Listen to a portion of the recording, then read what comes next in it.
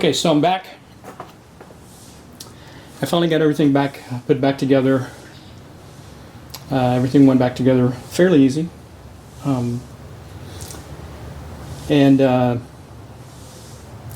I first started it, because I didn't have any power steering fluid in it, the power steering pump kind of complained for a little bit, but it started on the first try.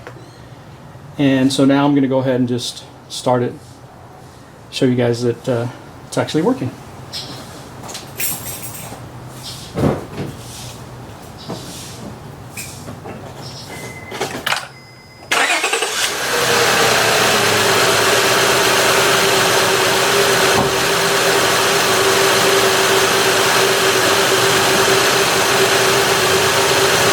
And so there you have it. It's running really smooth. I did get an O2 sensor go out, or it was running lean, and it was the one in the front. Bank 1 is in the back, bank 2 is in the front up here, and it was the downstream O2 sensor that went I just replaced it. And so you can see it's running fairly smooth. There's some other things I'm going to replace that I saw. This intake, this rubber is getting real hard and it's cracking. Right about right here, it's cracking. So I'll get that. I think that's like a $25, $30 part online. So there it is. Hope people get enthused about fixing their vans or their cars.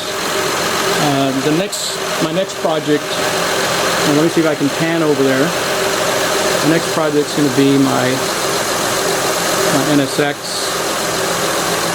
and that has a evaporator core that I need to take out and replace, and that's going to be a big job. So that's going to be my next project. All right, see you guys. Have a good one. Bye.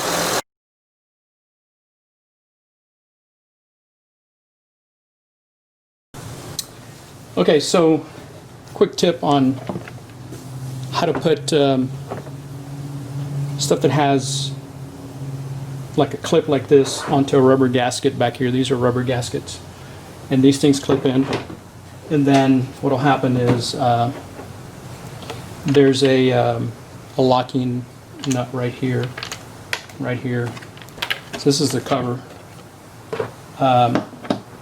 and so a buddy of mine, again, who was a mechanic, I'm not sure if it was Gilbert or Chris, one of them, told me, hey, you know, to slip this on real easy, just take some Dawn soap, I believe this is HEB, and you put just a little bit on your finger. Now this is a big bottle. Put a little bit on your finger and you put it here on the rubber. Just a little bit. You don't have to use a lot. And what that's going to do is it's going to allow the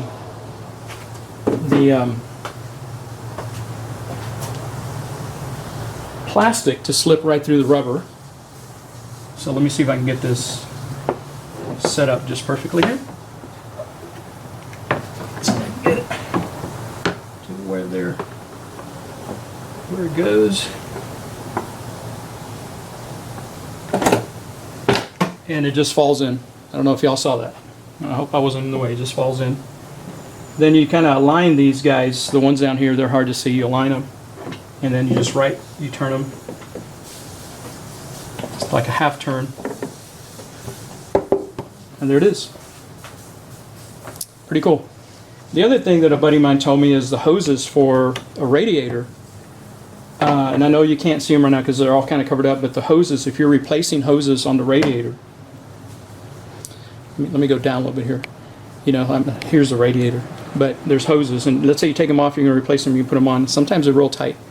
So what you do, I believe Chris told me this, you take some of the antifreeze, and you take your finger, dip it in, and wet the inside of the hose, and if you want to, wet the pipe that it's going into, and they just slide in, and it works. Kind of works the same way as this does. So it's another little tip that I learned from guys who were in the who were in the field, and you know, they pass on those little tips. All right, see you later.